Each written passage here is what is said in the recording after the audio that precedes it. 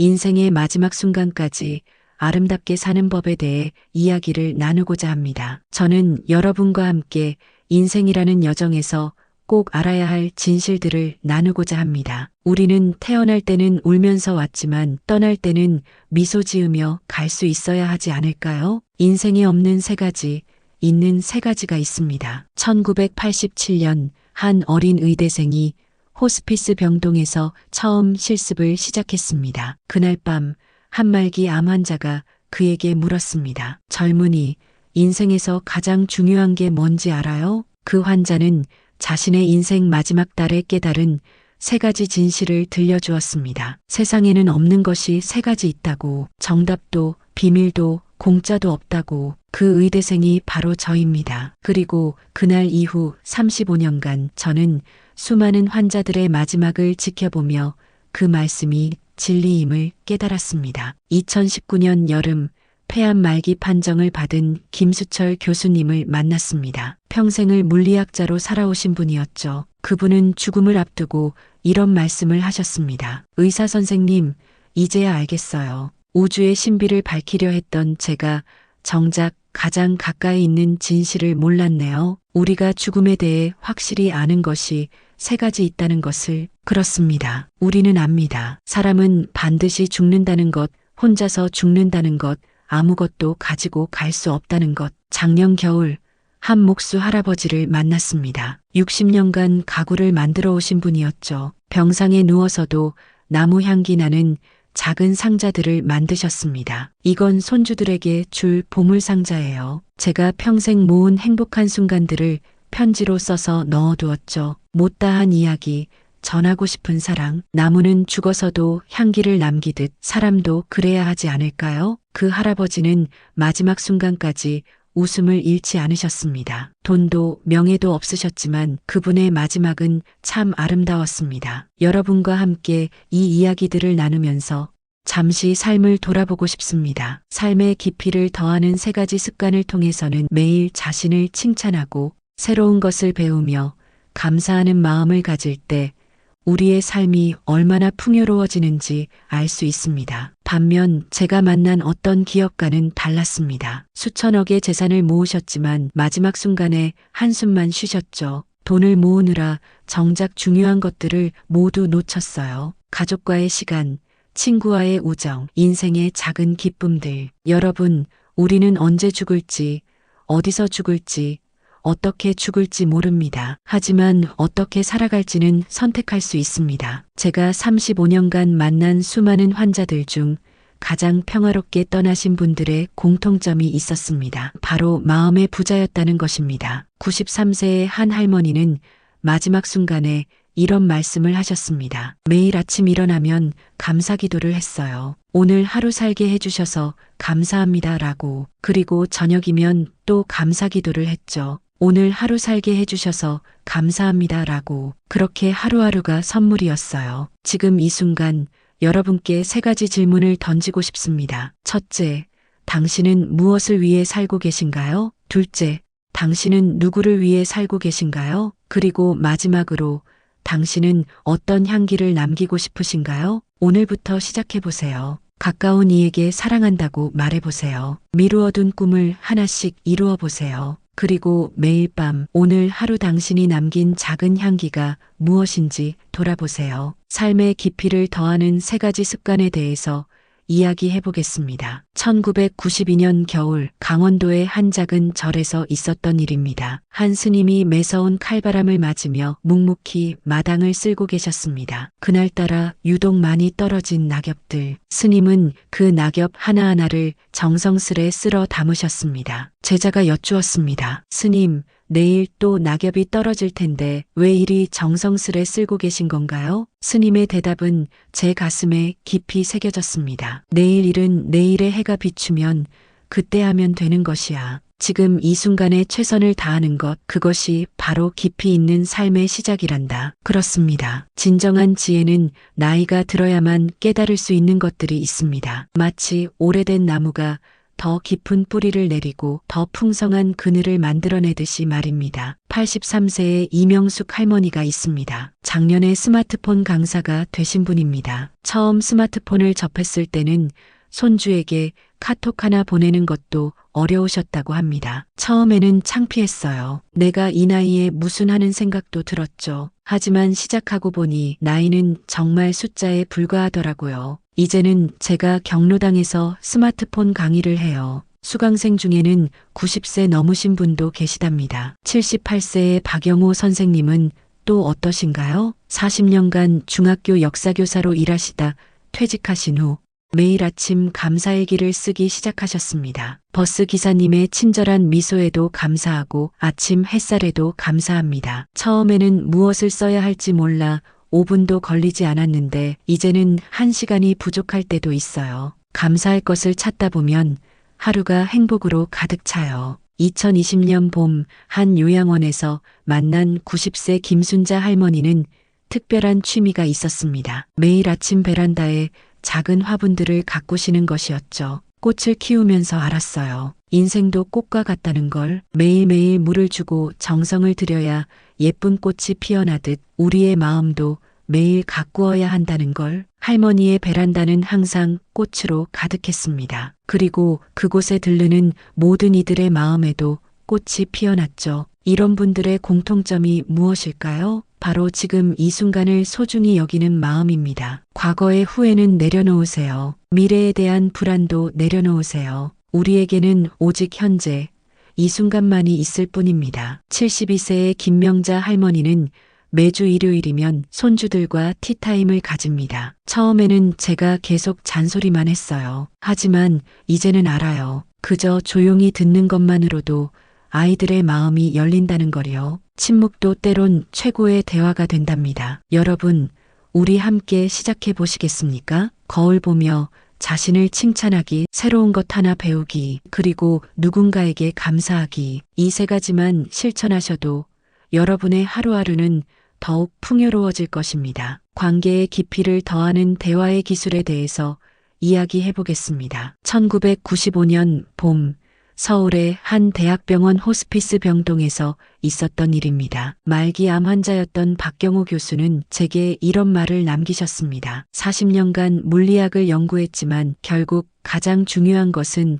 사람과 사람 사이의 관계더군요. 입자가 서로 영향을 주고받듯 우리도 서로에게 영향을 주고받으며 살아가는 거죠. 그렇습니다. 인생의 황혼기에 가장 소중한 것은 바로 관계입니다. 85세의 김홍두 할아버지는 매일 아침 동네 초등학교 앞에서 교통안전 봉사를 하십니다. 10년째 계속되는 일이죠. 처음에는 심심해서 시작했어요. 그런데 이제는 아이들이 안녕하세요 하고 인사할 때가 하루 중 가장 행복한 순간이에요. 그 맑은 목소리를 들으면 하루가 달라져요. 어느 날 한 꼬마가 할아버지께 쪽지를 건넸습니다. 할아버지, 비가 올 때는 쉬세요. 감기 걸리면 안 돼요. 그 쪽지는 지금도 할아버지의 지갑 속에 고이 접혀 있다고 합니다. 관계를 깊게 만드는 첫 번째 비결은 침묵의 힘을 아는 것입니다. 76세 정밀한 할머니는 30년간 가족 상담사로 일하셨습니다. 대화의 90%는 듣는 것입니다. 자녀들과의 관계에서는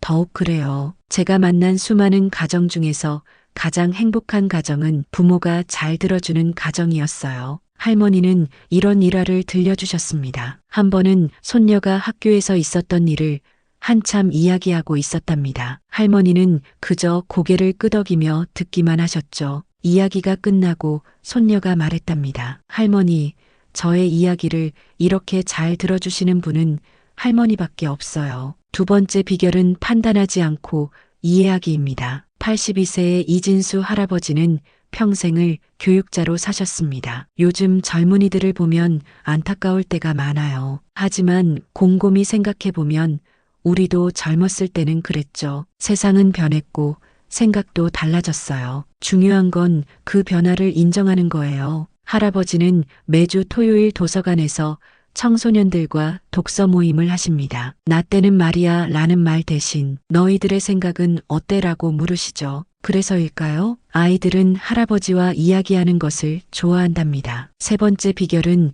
마음의 선물을 주고받는 것입니다. 79세 윤경자 할머니는 매달 한 통의 손편지를 씁니다. 자녀들에게, 오랜 친구들에게, 때로는 이웃에게. 휴대폰으로 메시지 보내는 게 편하지만 손편지에는 마음이 담겨요. 얼마 전에는 40년 전 제가 써준 편지를 아직도 간직하고 있다는 친구의 연락을 받았어요. 윤할머니의 편지 한 구절을 들려드리고 싶습니다. 세상은 넓지만 마음이 통하는 사람 하나 있으면 그게 바로 천국이야. 너희들이 바로 내 천국이란다. 관계는 우리 삶의 보석과도 같습니다. 혼자서는 결코 행복할 수 없는 것이 인간의 본질이니까요. 88세의 장수철 할아버지는 아파트 경비원으로 일하십니다. 처음에는 주민들이 인사도 안 했어요. 그래도 저는 매일 웃으면서 인사를 했죠. 1년이 지나자 달라지더군요. 이제는 제가 하루 쉬어도 다들 걱정하신답니다. 마음의 풍요로움을 채우는 지혜에 대해서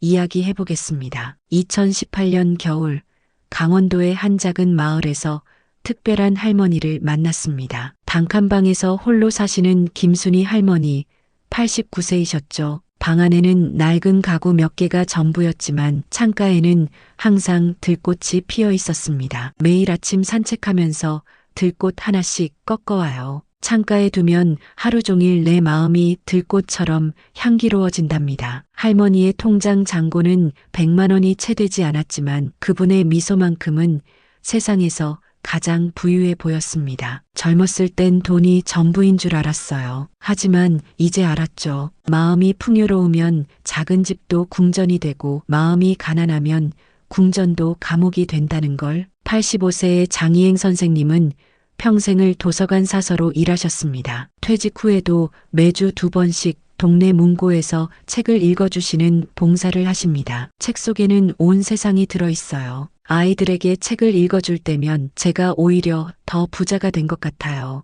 아이들의 반짝이는 눈동자에서 희망을 보거든요. 진정한 풍요로움을 채우는 첫 번째 비결은 비우는 것입니다. 매달 한 번씩 집안 물건을 정리하는 83세 박명자 할머니의 이야기를 들려드리고 싶습니다. 30년 전 남편을 먼저 하늘나라로 보냈어요. 그때 깨달았죠. 우리가 평생 모은 것들이 얼마나 무의미한지. 이제는 계절이 바뀔 때마다 물건을 정리해요. 버릴 때마다 마음이 가벼워져요. 할머니의 집에는 물건이 많지 않습니다. 그 대신 따뜻한 이야기가 가득합니다. 이 스카프는 작년에 딸이 선물한 거예요. 이 사진은 손주가 찍어준 거고요. 물건마다 이야기가 있고 그 이야기마다 사랑이 담겨 있습니다. 두 번째 비결은 작은 것에서 큰 기쁨을 찾는 것입니다. 78세 퇴직 교사 이상철 선생님은 매일 아침 일기를 쓰십니다. 특별한 점은 반드시 하루에 가장 행복했던 순간을 적으신다는 것.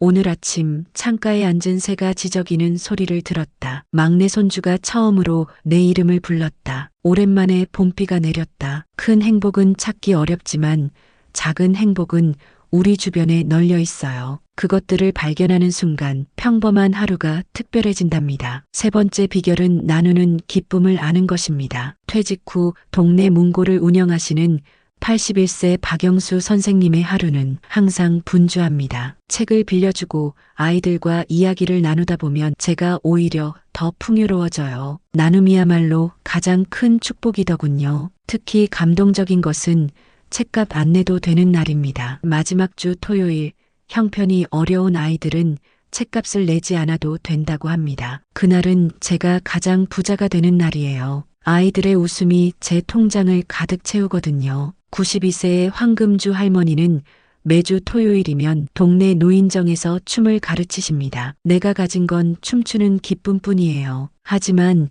이 기쁨을 나누면 나눌수록 더 커진답니다. 함께 춤추는 언니들이 웃을 때면 내가 세상에서 제일 부자 같아요. 삶의 진정한 풍요로움은 결코 물질적인 것에서 오지 않습니다. 감사할 줄 아는 마음, 나눌 줄 아는 여유, 그리고 작은 것에서도 행복을 찾는 지혜. 이것이야말로 우리를 진정한 부자로 만드는 비결입니다. 인생의 마지막을 아름답게 준비하는 법에 대해서 이야기해 보겠습니다. 1987년 제가 처음 호스피스 병동에서 일을 시작했을 때의 일입니다. 말기암으로 투병 중이던 한 시인이 계셨습니다. 그분은 매일 창가에 앉아 일기를 쓰셨죠. 어느 날 그분이 저를 부르시더니 일기장을 보여주셨습니다. 선생님 보세요. 이건 제 마지막 선물이에요. 일기장에는 그분이 살아온 인생의 순간들이 고스란히 담겨 있었습니다. 내가 세상에 올 때 나는 울었고 모두가 기뻐했지. 하지만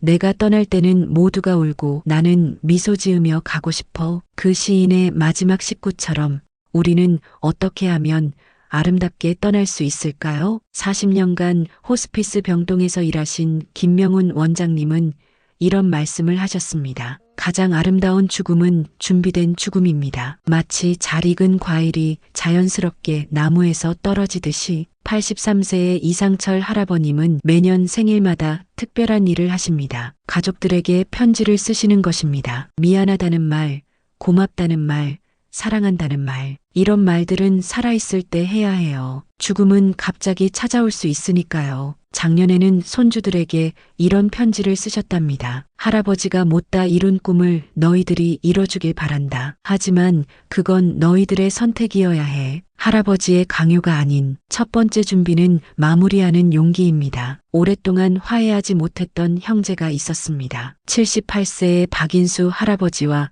75세의 박인철 할아버지, 40년간 한 번도 만나지 않았던 두 형제가 지난해 마침내 만났습니다. 더 늦기 전에 화해하고 싶었어요. 이제 와서 보니 그때 왜 그렇게 고집을 부렸는지 모르겠어요. 두 형제는 서로를 껴안고 오열했습니다. 두 번째 준비는 정리하는 지혜입니다. 평생을 교사로 살아온 86세 박인숙 선생님은 매일 조금씩 살림을 정리하십니다. 물건을 정리하다 보니 추억이 정리되더군요. 그리고 그 추억들이 제 삶을 완성시켜 주었어요. 특히 감동적인 것은 추억 상자 만들기입니다. 자녀들에게 줄 물건을 하나하나 정성스레 포장하며 각각의 물건에 얽힌 이야기를 편지로 써서 함께 넣어두시는 거죠. 이 반지는 내가 태어났을 때 아버지가 사주신 거야. 이 책은 내가 초등학교 때 가장 좋아했던 동화책이었지. 세 번째 준비는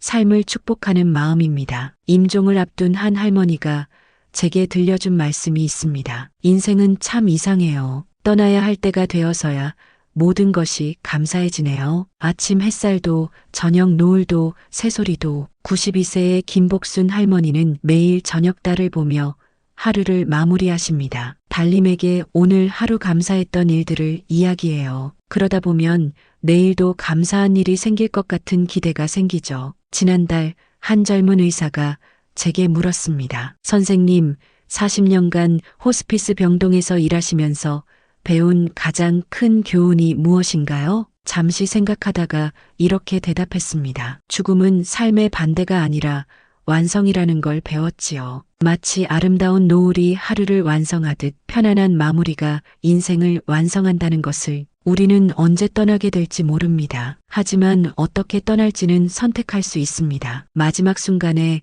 미소 지을 수 있는 사람은 지금 이 순간을 사랑하는 사람입니다. 우리는 먼저 인생에 없는 세 가지와 있는 세 가지에 대해 이야기 나누었습니다. 정답도 비밀도 공짜도 없지만 우리에겐 분명 죽음이라는 진실이 있고 그래서 더욱 소중한 오늘이 있다는 것을 깨달았죠. 삶의 깊이를 더하는 세 가지 습관을 통해서는 매일 자신을 칭찬하고 새로운 것을 배우며 감사하는 마음을 가질 때 우리의 삶이 얼마나 풍요로워지는지 알게 되었습니다. 관계의 깊이를 더하는 대화의 기술에서는 때로는 침묵하고 판단하지 않고 이해하며 마음의 선물을 나누는 것이 얼마나 중요한지 배웠습니다. 마음의 풍요로움을 채우는 지혜를 통해서는 비울수록 채워지고 작은 것에서도 큰 기쁨을 찾을 수 있으며 나눌수록 더 부자가 된다는 진리를 확인했죠. 그리고 마지막으로 인생의 마무리를 준비하는 것이